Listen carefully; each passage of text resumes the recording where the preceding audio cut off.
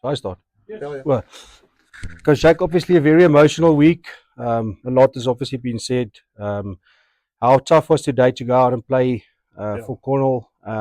Was it tough for you guys to obviously rock up today and have to deliver? It was a bit tough, I must say. I mean, you forget how young these guys are, Ronaldo. I'm an older guy, and you still feel like, gee, this is not how it should be. And I just said to them now, that it was a different week. It's something that we've never experienced. I finished with 14 men as well. Took Sopas off. I wanted to see whether we could defend and play without a line-out caller. Deliberately did that because I want to see whether or not I put them into situations where we can't always control those things. And the message is, I mean, um, you know, we've done all the hard yards now to get into the playoffs. Now we needed a why, and this is the why. So I think I'm hoping sporting teams sometimes they need this. You look at what happened to Munster when they lost their coach. They just kicked into gear and they ended up winning. And so Winston Churchill said, "And in adversity comes opportunity." So it was a tough week, and I had to talk to them obviously as youngsters, because as much as we might understand it, they don't understand. It's not the real world. Rugby players, buses, aeroplanes, hotels, nice salaries. It's not really how the world operates. So I think it was a learning curve for these guys as well, which is part of coaching as well. It's not just about the rugby. It's sharing that with them as well. And it was emotional.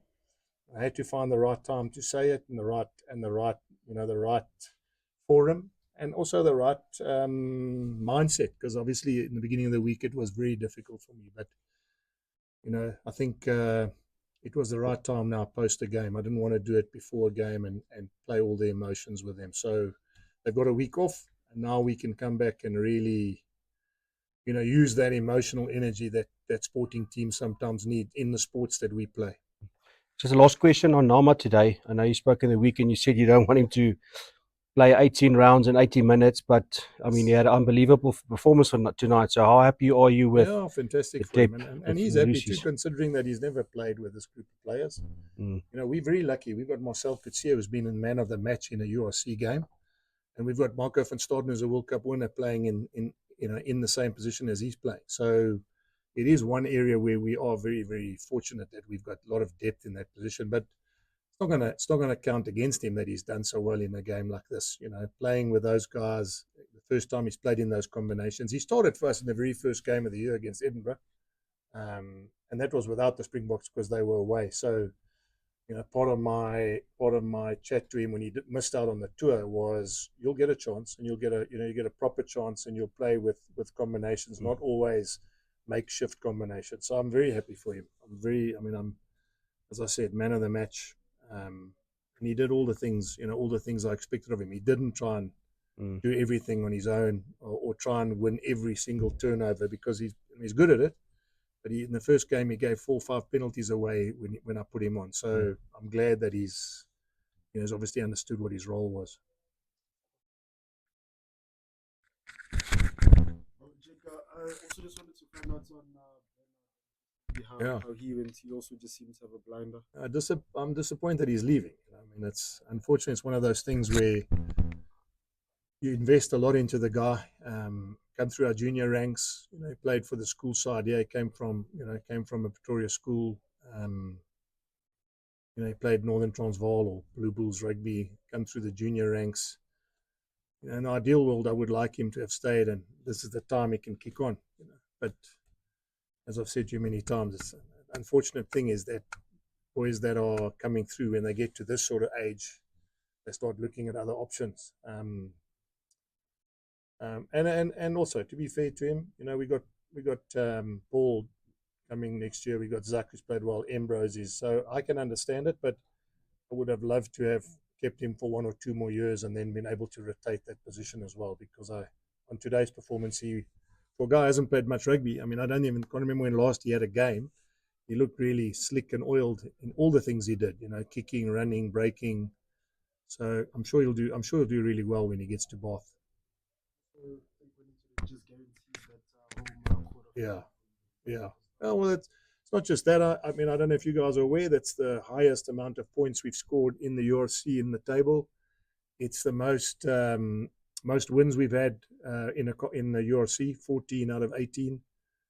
So there's a lot of other positive things that have, tries have been up there. Defensively, we're much better than we've been the last 4 years, in terms of leaking points and in terms of conceding tries. So job done. First round is what I always say to you, is that you need to get into the playoffs. We've done that. We've in a fortunate position now. We finished second, which means that we're in a very good position.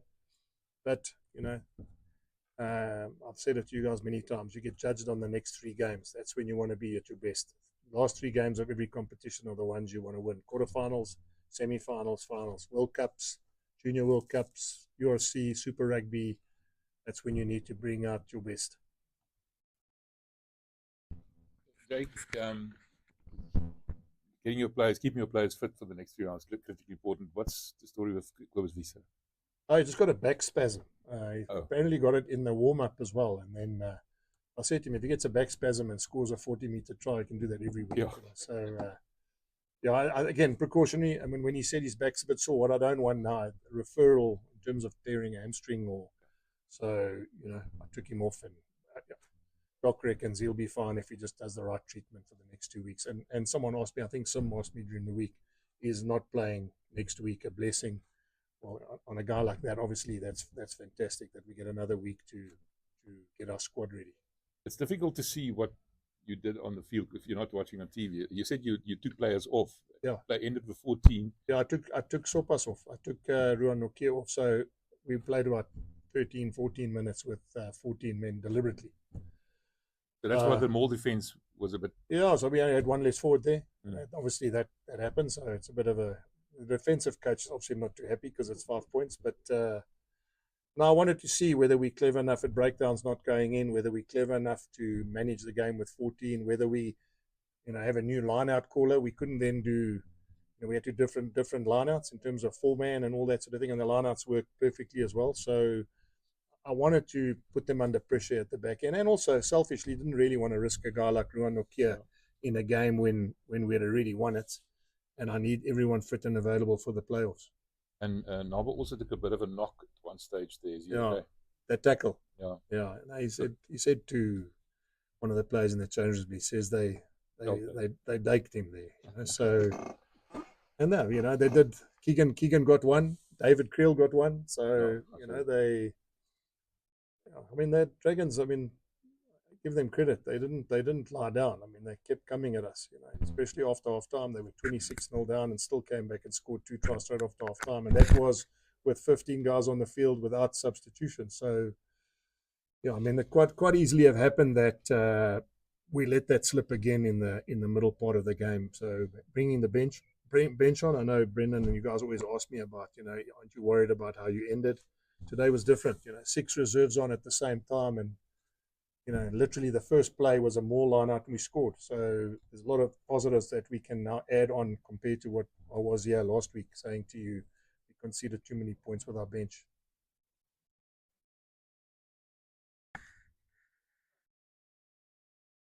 Well done, Jake. It's often quite difficult when you play against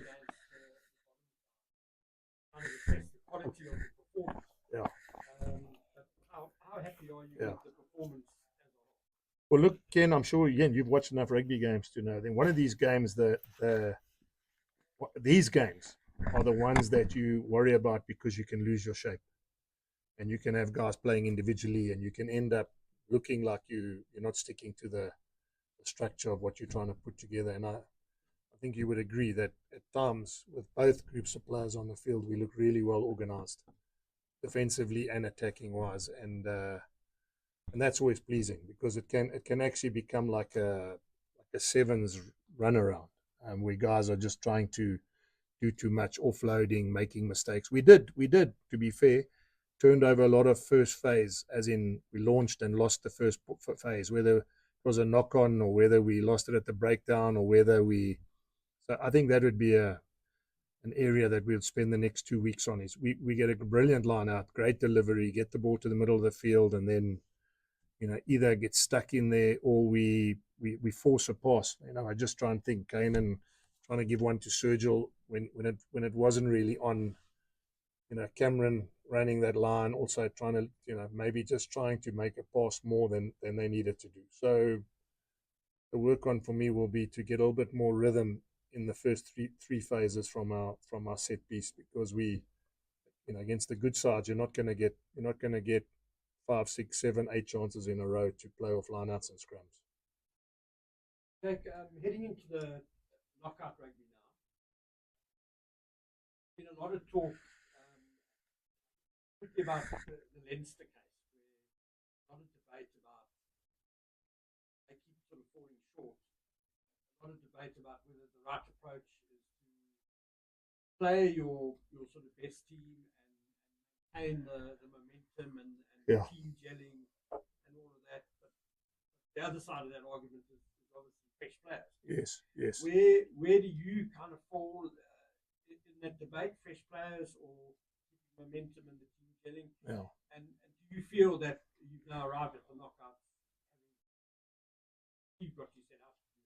Yeah, so Ken, it's interesting because I think the last 4 or 5 weeks for us has been knockout rugby. So we've been quite fortunate in that we had to beat Munster, we had to beat Glasgow. Otherwise, there was no chance of getting a home semi-final or the potential of getting a home semi-final.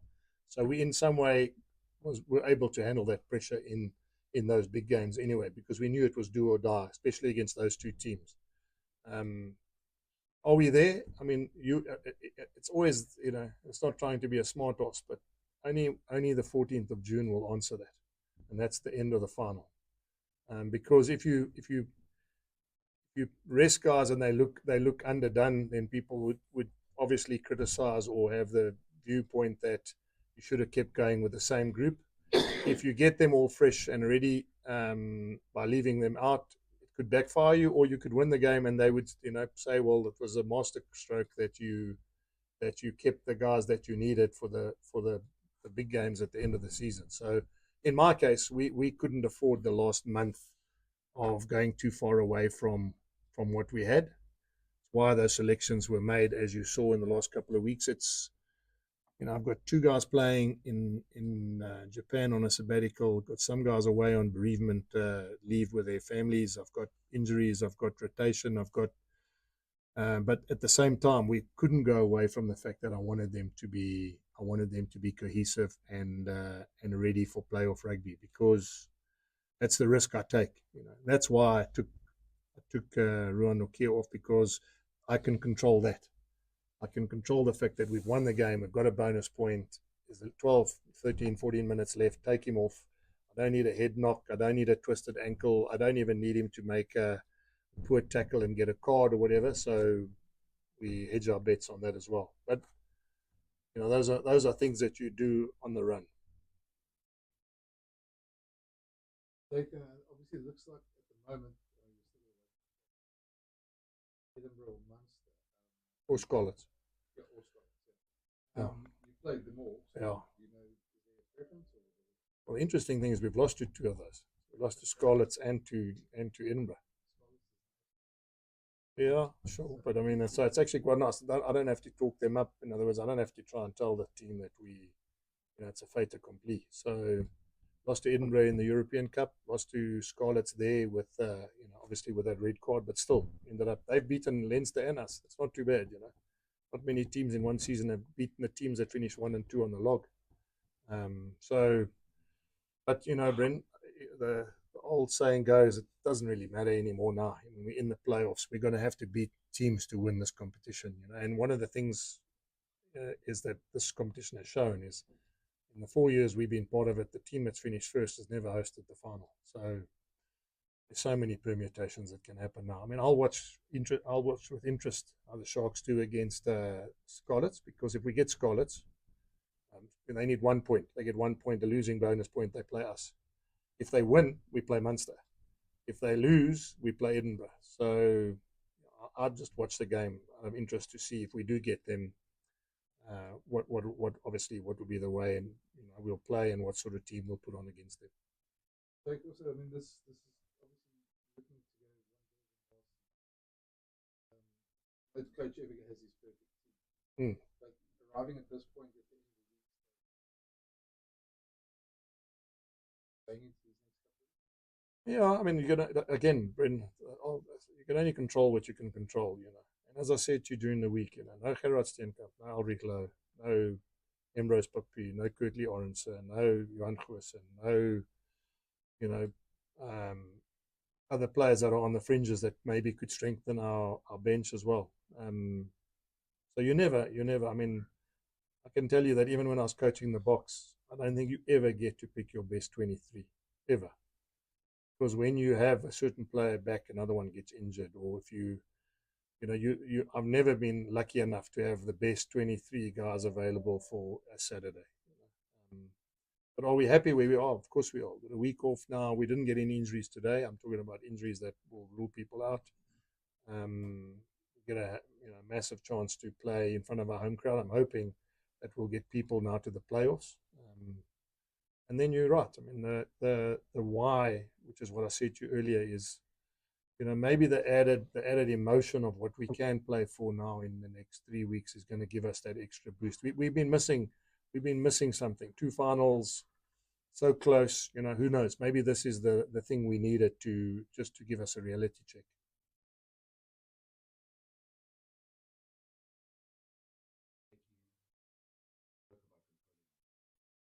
Yeah.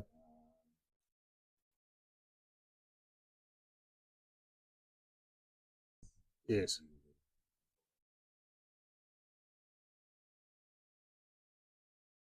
Yeah.